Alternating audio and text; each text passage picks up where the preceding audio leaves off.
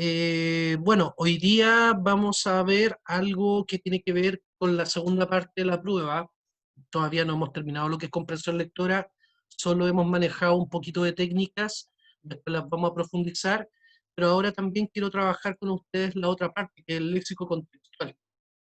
Para eso espero que hayan visto la guía que les mandé la semana pasada y la hayan estado trabajando, porque es importante. Antes de ver el léxico contextual, contarte lo siguiente, o sea, o recordarte que en el fondo esta prueba no es nueva. Muchos hablan de una nueva prueba. Es mentira, es la misma PSU, por eso es que constantemente me van a estar escuchando que yo voy a hablar de la PSU. Y más de alguno a lo mejor, oye, no, se llama PTU, una cuestión.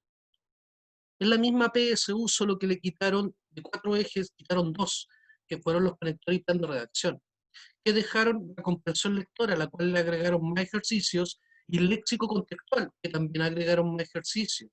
Por lo tanto, ¿qué quiero decirte? Que son los mismos criterios que se manejaban en la antigua, entre comillas, antigua PSU. Por lo tanto, chiquillos, hay que estar muy atentos con esto. Lo bueno para ustedes es que no es una prueba difícil, no es una prueba que hay que estudiar mucho en términos de tanto aprendizaje como era anteriormente. Por lo tanto, porque son 2 ejes nomás, comprensión y léxico contextual. Pero lo malo es que antes el léxico contextual era súper fácil, estaba diseñado de una estructura no mayormente compleja. Ya van a saber, era un distractor en sí, pero no era mayormente complejo. En cambio ahora, como precisamente se reduce, uno ya empieza a darse cuenta de algo, que lo más probable es que incrementen el grado de dificultad del léxico que les van a ofrecer en esta prueba. Por lo tanto, ¿cuál es la recomendación esencial y básica para que les vaya bien?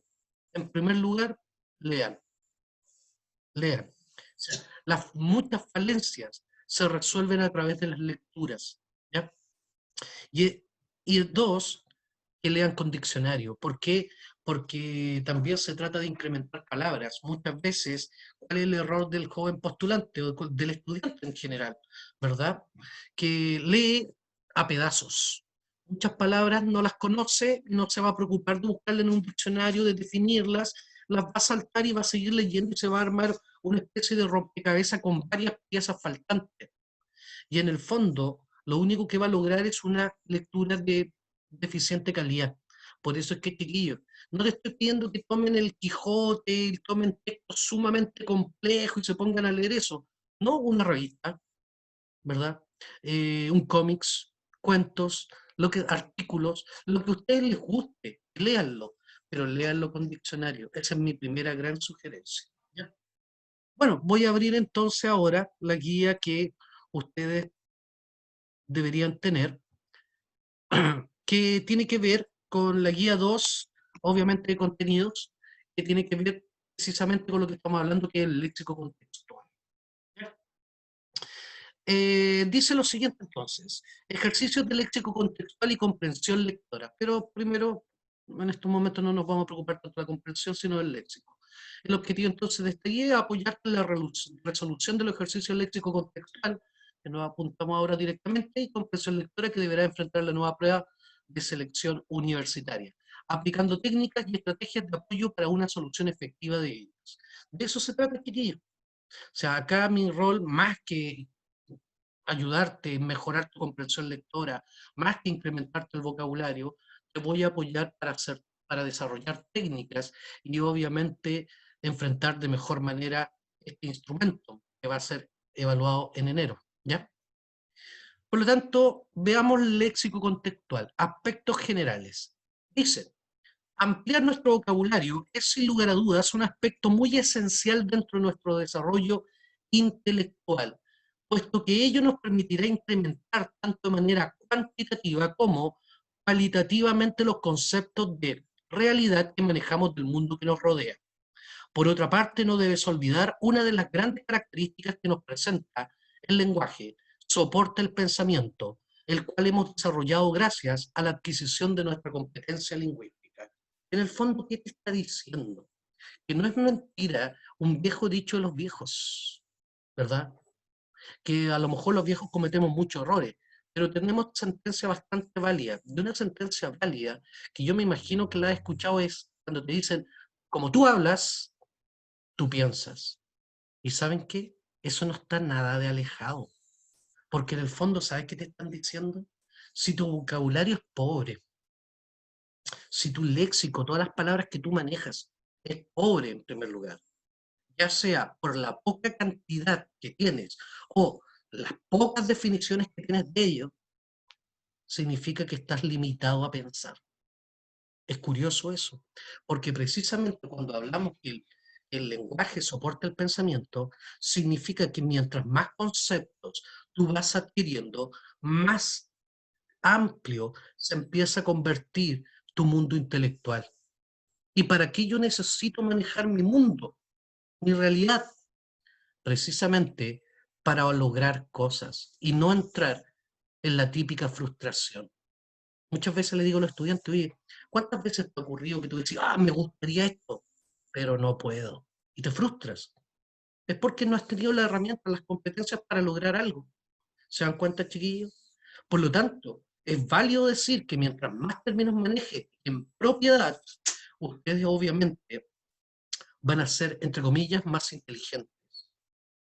¿Y por qué les digo entre comillas? Porque la inteligencia no es un computador con patas, no es un diccionario con patas. Inteligente es la persona que tiene herramientas y es capaz de enfrentar y resolver problemas. Por lo tanto, chiquillos, preocúpense de empezar a incrementar el léxico.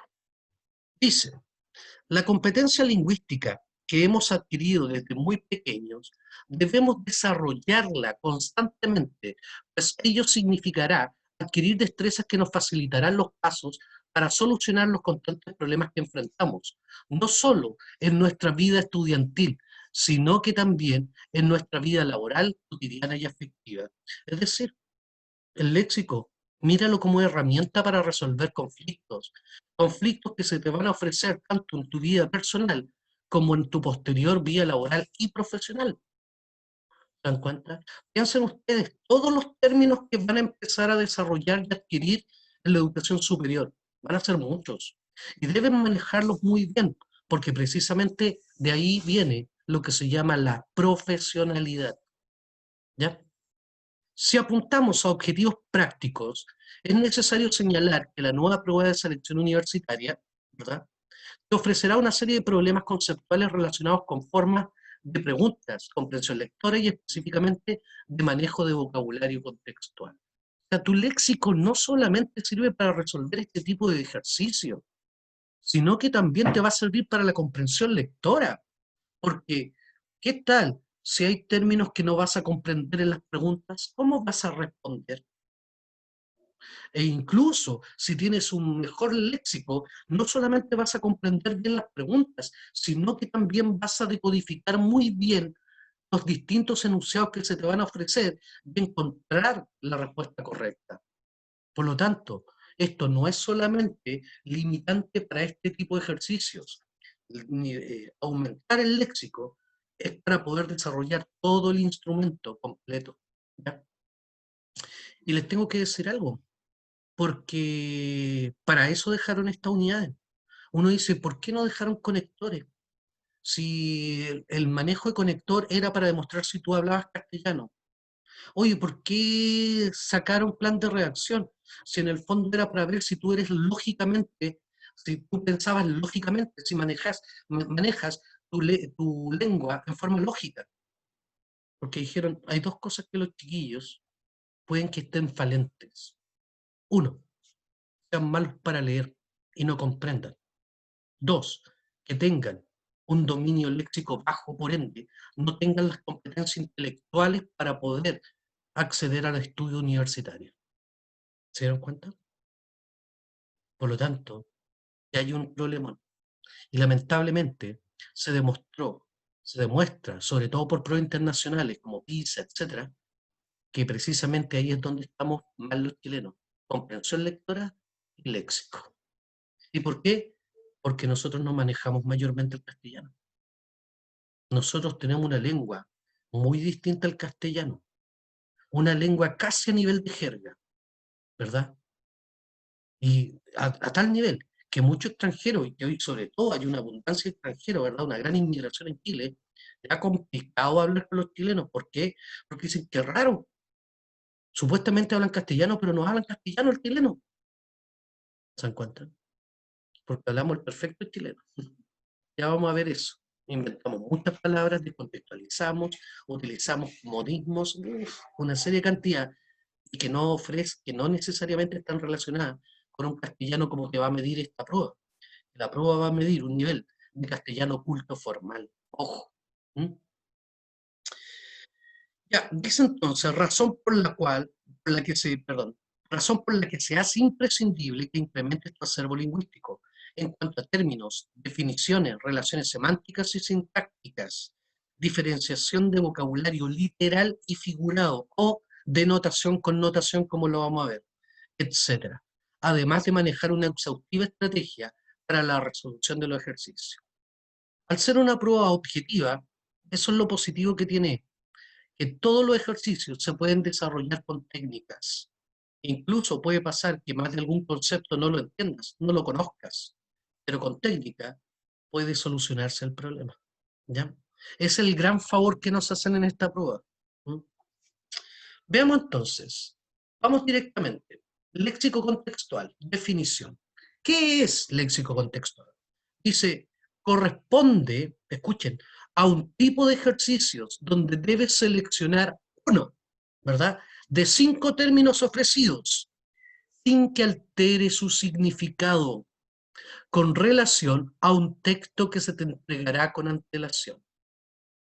O sea, te van a, aquí es súper fácil, de partida ustedes no tienen que buscar la palabra va a estar subrayada y ennegrecida, va a estar ahí.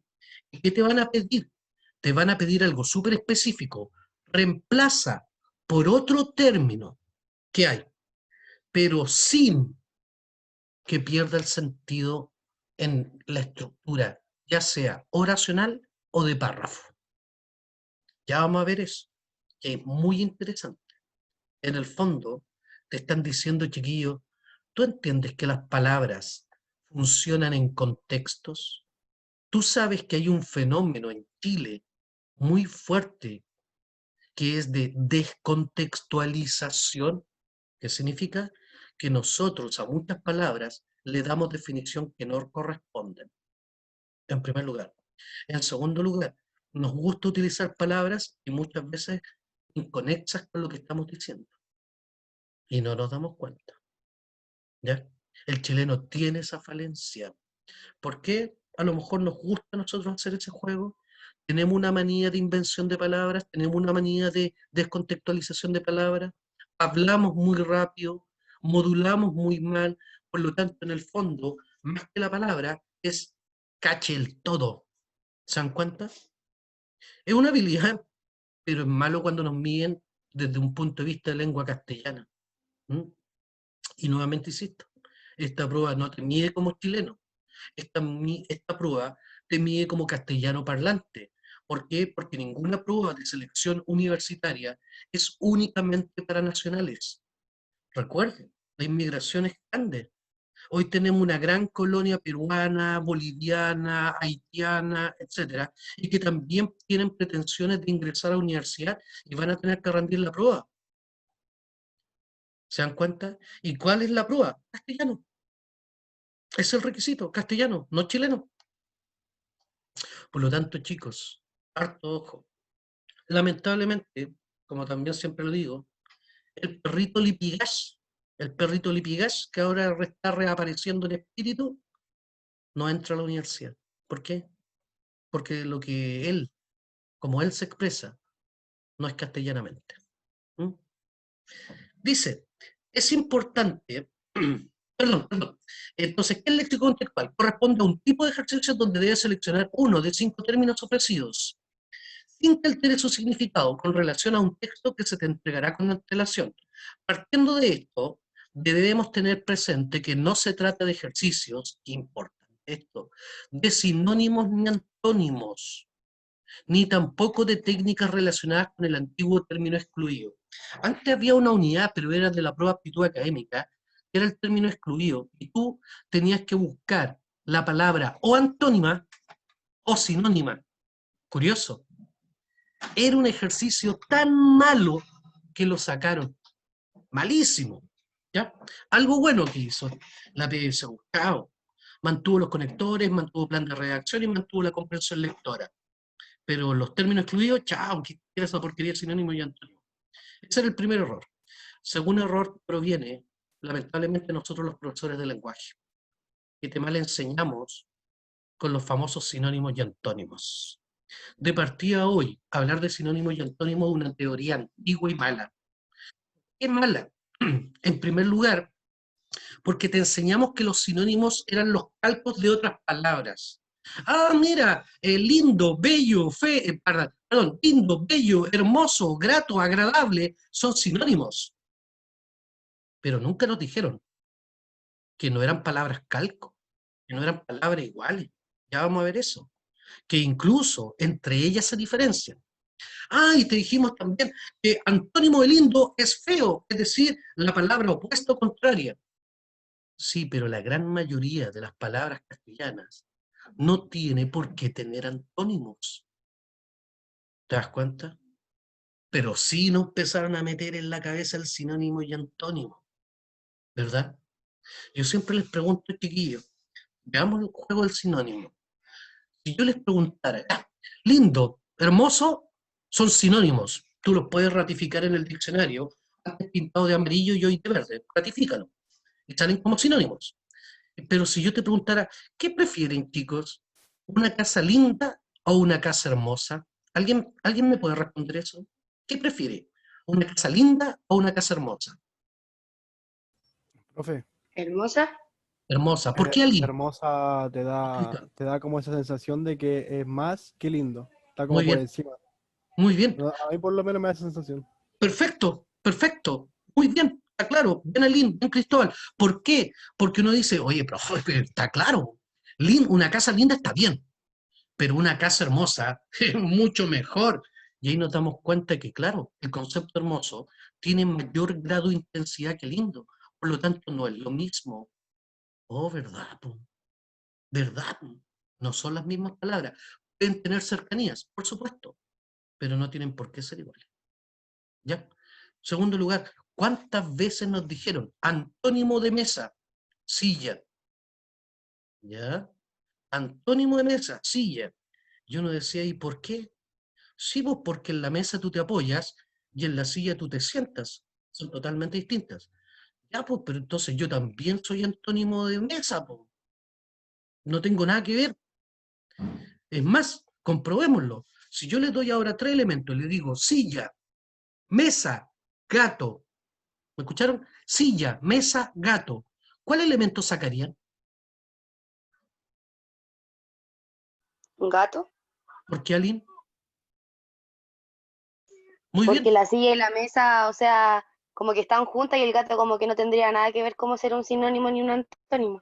correcto. Porque en el fondo podemos decir, oye, pero que silla y mesa son instrumentos, son muebles. En cambio, gato es un ser vivo, no tiene nada que ver como tú muy bien señalas. Por lo tanto, en ese contexto, silla y mesa dejaron de ser antónimos, pasan a acercarse, entre comillas, a ser sinónimos. ¿Se dieron cuenta de eso, no? ¿Por qué les cuento? ¿Por qué les digo que el sinónimo y el antónimo es chao? Y lamentablemente, créanmelo, hay muchos profesores que están enseñando el léxico contextual sobre la base del sinónimo y del antónimo. Hasta el Pedro Valdivia había comenzado haciendo eso. Después se dio cuenta de la embarrada que estaba haciendo y cambió y creó buenos ejercicios. Pero comenzó mal el Pedro Valdivia. También empezó hablando de sinónimos y antónimos. Créanme. Entonces, ¿qué decirte? Es que esa es la gracia del léxico contextual.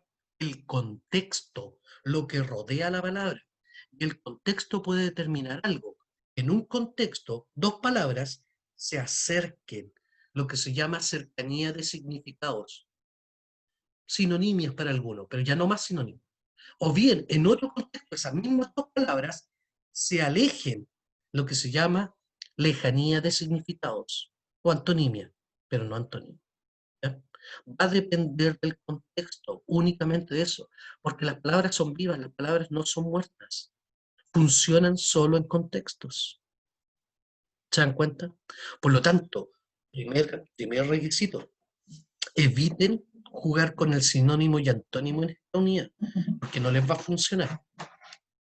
Puede que algunos ejercicios lo logren a través del sinónimo, pero la gran mayoría no funciona así. Ya lo vamos a ver. Sigamos entonces. Es importante que comprendas que las acepciones, ¿verdad? Las definiciones de cada término dependerán de un contexto. Es muy importante, el cual está entregado en el fragmento que deberás leer. ¿Ya? Cuidado, chicos. Las palabras castellanas son polisemánticas. Poli, muchos. Semánticos, semas, significados. Es decir, las palabras castellanas suelen tener más de un significado. Y ahí nos podemos confundir, porque si manejamos una sola definición, un solo significado y no sabemos el otro, nos va a pillar. Por ejemplo, cara. Tiene varios significados. No, pero ¿cómo, profe? Sí, pues mira, me lavé la cara. Ah, rostro, uno. Caro sello, lado de una moneda. Vean la cara de la pizarra o del departamento, lado principal. No, sabes que no voy a ir porque la entrada está muy cara, costosa. Oh, caro amigo, cara amiga, muy preciado. ¿Y hay más? ¿Se dieron cuenta? 5 de cara. Y de esas 5 me atrevo a decir que una ustedes no manejaban. Caro amigo, cara amiga.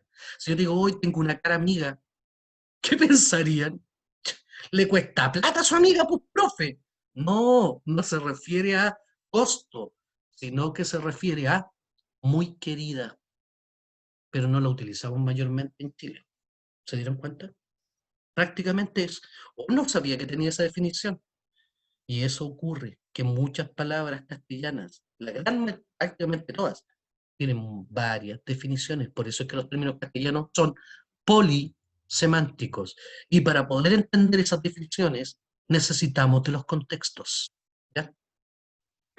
Entonces, es importante que comprendas que las acepciones de cada término dependerán de un contexto, el cual está entregado en el fragmento que deberás leer.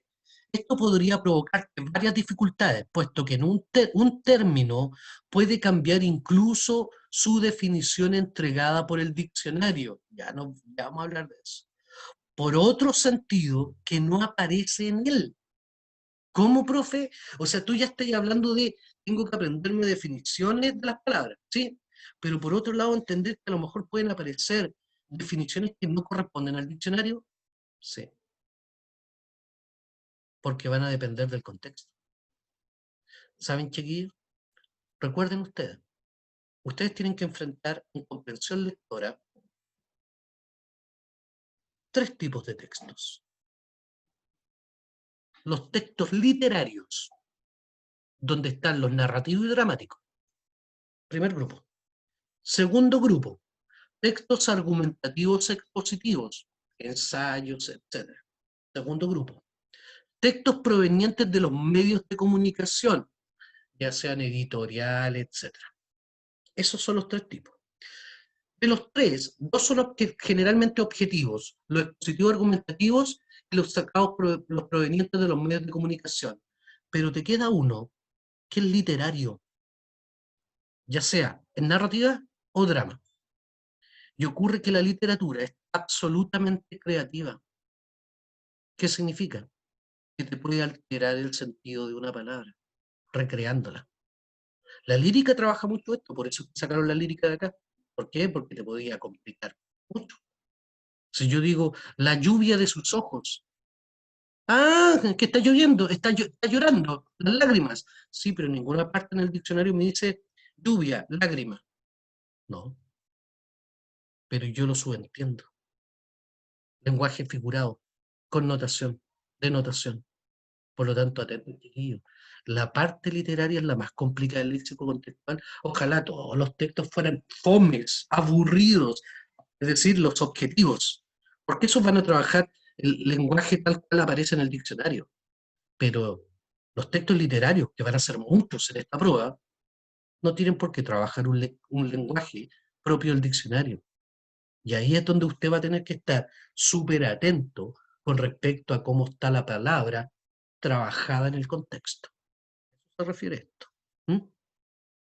Entonces, dice, esto podría provocarte varias dificultades, puesto que un término puede cambiar incluso su definición entregada por el diccionario, por otro sentido que no aparece en él, aunque debería tener una relación de corte semántico, o sea, algo la acerca. Si yo digo la lluvia de sus ojos, claro, la lágrima y la lluvia tienen el sentido de un líquido que cae, por lo tanto, ahí está la relación. ¿Se dan cuenta?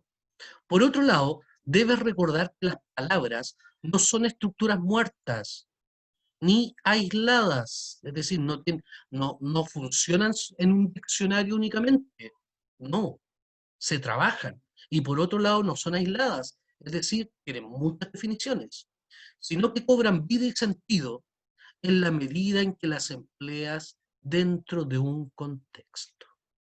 Por eso es que te miden el léxico contextual. Por eso es que es tan importante entender que en el fondo tú no me vas a trabajar equivocadamente, no vas a ir al ejercicio, la palabra clave y la alternativa y buscar cuál es el sinónimo. Tú no vayas a pescar eso, tú vas a hacer el proceso contrario, vas a ir al texto y en la palabra ennegrecida tú vas a leer la oración y vas a tratar de pensar qué me quisieron decir con esta palabra. Cuando te hagas la idea, algo así, ahí recién buscas en el grupo de palabras. Se trabaja a la inversa. Se trabaja a la inversa. Lamentablemente muchos profes dicen, no, trabaja con el grupo nomás. No. ¿Ya? Entonces, ¿qué tenemos que considerar en el momento de hablar de léxico? Lo que recién te había explicado. Relaciones de sinonimia y antonimia. A mí no me gusta hablar de sinonimia y antonimia, yo hablo de relaciones de cercanía de significado y lejanía de significado. Pero para no confundirte y no ser tan radical y decir, olvídate el sinónimo y el antónimo, entiende, relaciones de sinonimia, relaciones de antonimia. Es muy distinto hablar de sinónimo y antónimo. Durante mucho tiempo, en nuestra enseñanza del castellano, se nos estableció el concepto de sinónimo y antónimo, estableciéndose relaciones de semejanza o igualdad y relaciones de contrariedad u oposición, ¿cierto? Aquí vimos un ejemplo. Por ejemplo, bello es sinónimo de hermoso, lo acabamos de ver. Ya sabemos que incluso pueden ser diferentes en grado ahora. Y feo sería su antónimo. Y nos acostumbrarían. Sinónimo de bello, hermoso. Antónimo de bello, feo, perfecto, etc. Veamos qué pasa. Sin embargo, hoy se establecen nuevos tipos de relaciones de acuerdo a sus contextos, ¿ya? Es decir, se habla de relaciones de sinonimia o cercanía cuando dos términos se acercan en un determinado contexto, ¿verdad? Cercanía de significados. Y de relaciones de antonimia o cuando estos dos términos, curiosamente, se alejan con respecto al significado. Esto quiere decir que en ciertos contextos bello y feo, escucha, puedan tener cercanía de significados. Claro, o sea, si yo te digo, oye, bello, hermoso, feo, ¿cuál no corresponde? Ahí estamos claros. Feo, pues, profe, estamos claros. Pero atentos, ¿qué ocurre? Pero ahora nos dice que podrían hasta tener cercanía, es decir, una suerte de sinonimia. ¿Cómo?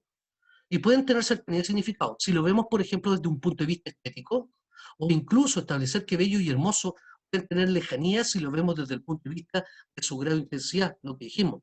Que preferimos una casa bella y una hermosa, hermosa. ¿Por qué? Porque es mucho mejor que bello. Y ahí se alejó. Pero mira el ejemplo que está en el recuadro, porque aquí está clarito. Mira, en un contexto ponemos tres términos como bello, feo, gordo. Bello, feo, gordo. Y seleccionamos el que más se aleja, obviamente será gordo. Sí, pues porque bello y feo, ¿verdad? Eh, Tendrían ahora una relación estética. Bello y feo es un concepto de apreciación. En cambio, gordo es volumen. Alguien puede ser un gordo bello, como puede ser un gordo feo. Ah, ¿verdad? Veamos. Entonces, obviamente sacamos gordo. Pues en este grupo no tiene relación con bello ni con feo, por lo que tendrá una relación de antonimia con ellos. y bello y feo tendrían una relación de sinonimia en ese contexto. Loco, loquísimo. Miren el próximo ejemplo. Por otro lado, si tenemos un grupo como bello, hermoso, lindo, puro sinónimo, y seleccionamos el que más se aleja, en este caso será hermoso, por lo que muy bien dijo Cristóbal Yalín, pues tiene mayor grado de intensidad con relación a los otros. Por eso es que todo depende, chiquillos, del contexto. Por favor, entiéndelo bien, porque aquí, a mi juicio, esto, cuando se enseña mal, es donde más distrae al chico en este tipo de ejercicio y donde más se confunde. ¿Mm? Por esta razón, ¿verdad? Te recomendamos determinar siempre el contexto. Pero hay otra cosa que te va a servir mucho también, ¿ya? Entender lo que son las ideas afines. A ver, este es uno de los aspectos más complejos que te puede ofrecer el vocabulario contextual, debido a que se hace necesario entender que podemos agrupar varios elementos, los podemos agrupar, incluso elementos que en teoría son distintos, y clasificar algunos términos de acuerdo a ideas afines, algo que los acerque, relacionarlos de acuerdo a propiedades o cualidades que comparten y que los acercan en una relación de sinonimia, que originalmente no tenían mayor relación, ¿verdad? Para determinar la idea afín que agrupa los términos puede utilizarse dos estrategias. La primera, agrupación por cualidades. ¿Qué significa eso? Que yo te dé la cualidad y tú me mencionas los elementos. Si yo te digo, ya, dime todos los elementos que sirven para cortar. Esa es la cualidad. Fíjense que estos son pocos. Podríamos hacer un listado muy, muy largo, ¿verdad? Elementos que sirven para cortar.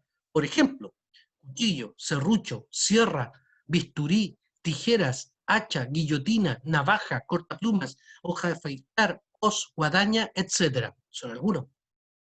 Oh, ¿verdad? Es decir, todos esos tienen una relación. Sirven para cortar. Aquí está la idea afín y se seleccionarán todos los elementos que tengan relación con ella. Ahora, si yo los quiero diferenciar, me doy cuenta de algo. Un pastel de cumpleaños es mejor cortarlo con un cuchillo, ¿verdad? Pero no vaya a ser que, porque sirve para cortar, lo haga con un bisturí. Claro que lo puedes hacer, pero te vaya a demorar de una forma y va a quedarte la escoba. Por lo tanto, el bisturí, no, gracias. Y algo más grande, un hacha.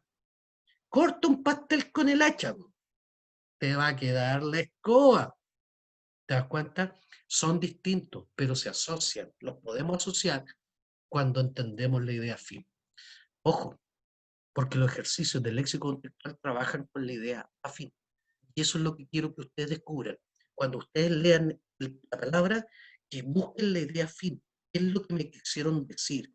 Y de ahí ver los contextos y obviamente trabajar una técnica con las palabras que están ahí. Atentos con eso. Pero también lo puedo hacer al revés, fíjense. Determinación de una idea afín, es decir, ahora la idea es lo que acerca de acuerdo a los grupos. Lo inverso. Por ejemplo, si digo espada, punzón, estoque, aguja, aguijón, alfiler, tenedor, púa, pincho, espina, espadín, florete, estilete, clavo. ¿Qué los agrupa? ¿Verdad? Aquí se entrega el grupo de vocablos, los cuales presentan una idea en común. En este caso, elementos que sirven para punzar. Eso es lo que tenemos. Y de ahí, lo mismo que hicimos anteriormente. O sea, ya sabemos para qué sirven, quién los relaciona. Y una vez que entiendo qué los relaciona, si me están preguntando por algo específico, irme cuál de esos elementos es más específico, ¿verdad? Si yo quiero comer, ¿verdad? Quiero cortar ahora para el 18 carne, ¿verdad? Necesito un tenedor y un cuchillo. Porque el tenedor para pinchar la carne y poder comerla. Pero no se me vaya a ocurrir que porque sirve para pinchar, ¿verdad? O para punzar un florinete, ¿verdad? La espada de los duelistas. No, pues no voy a comer así el asado. ¿Se dan cuenta? Y de ahí yo voy descartando la idea. Pero primero, recuerden, chiquillos, partir por lo básico. Siempre ustedes tienen que tener claro esto, porque esto es lo básico que me va permitiendo a mí primero comprender los términos y después especificar el término. ¿Mm? 3, denotación con notación. Esta es una parte peliaguda. Algunos te van a hablar lenguaje cotidiano, lenguaje figurado. Lo mismo, denotación con notación. A ver, denotación. Veamos qué es la denotación. Corresponde a cuando las palabras tienen un significado preciso y objetivo. Es decir, la misma que está en el diccionario. A ver, corresponde a cuando las palabras tienen un significado preciso y objetivo, que posee un término cualquiera. En el fondo, podemos establecer que la denotación consiste en el significado real de la palabra. Ah, la que busco, la que encuentro en el diccionario. Por ejemplo, león. Animal mamífero familiar de los félidos que se caracteriza por su gran tamaño. Perfecto, esa es la definición de león. Pero ¿cuántas veces, sobre todo los que les gusta la Chile, que cantan Corazón de León, algo así? El león, ¿se dan cuenta? ¿Verdad? O cuando dicen, oye, yo soy como un león para hacer las tareas. Y uno dice, oh, gran trabajador de tareas. No, ¿cierto? Es un lenguaje figurado.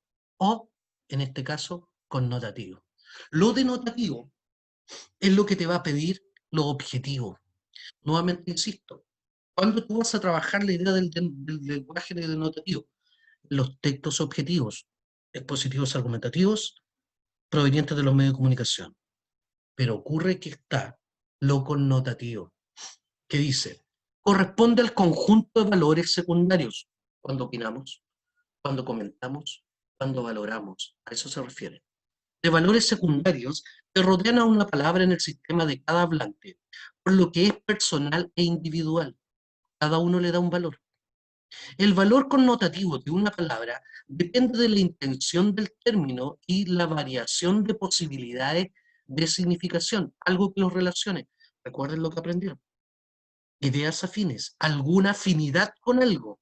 Cuando yo digo, oh, soy como un león para hacer las tareas, ¿cuál es la relación? Ah, que el león es fiero, es arrojado, se considera el rey de la selva. Por lo tanto, si yo digo eso, significa que yo enfrento las tareas, me preocupo de ellas y soy el mejor para trabajar. Ahí busco la relación. Entonces, por eso es que el valor connotativo de una palabra depende de la intención del término y la variación de posibilidades de significado. Que puede ser afectivo, mi chanchita, mi monito, ¿m? Asociativo, oye gallo, oye galla, social, culero, ¿qué es culero esto? Y son términos nuestros, y que se superpone al significado básico de un vocablo. Las connotaciones de la palabra son utilizadas frecuentemente en creaciones poéticas. Yo te diría más que poéticas literarias. Obviamente en la lírica aparecen mucho, pero en la literaria igual. Por ejemplo, la torrencial lluvia de sus ojos. Lluvia, fenómeno que se produce producto de una pena o de desazón del individuo, debido a que bla, bla, bla, bla. Pero no está como eso, sino como la torrencial lluvia, perdón, lluvia, no me dice eso, eso me lo diría las lágrimas, ¿verdad? Porque lluvia sería fenómeno climático atmosférico, ¿verdad? En ese sentido. ¿Por qué les cuento esto? Una, por dos aspectos. Me queda un minuto antes que los corten. Tienen que reingresar, chiquillos, por si acaso. Se corta, reingresen. Esperen un minutito porque yo dejo grabando y de ahí reingresan. Chiquillos, entiendan. Se trabaja todo esto en los géneros literarios. Y te van a pasar muchos textos literarios. Por ende, muchas palabras van a ser connotativas. Y ahí vas a buscar el contexto. ¿Ya? Pasemos a la otra. Homófonos y parónimos. Pero vamos a esperar a que nos corten para no quedar truncados. Chiquillos, piensen en preguntas. Quiero que me hagan preguntas también.